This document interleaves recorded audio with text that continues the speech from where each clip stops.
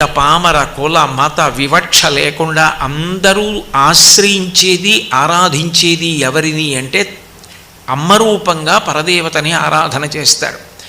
అసలు యథార్థం చెప్పాలంటే వేదం అంది మాతృదేవో భవ అంది.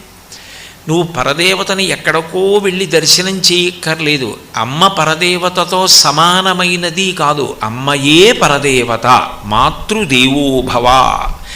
అమ్మ కన్నా పరదేవత ఉండే అవకాశం లేదు. పరదేవతయే అమ్మ రూపంలో భూమి మీద తిరుగుతోంది.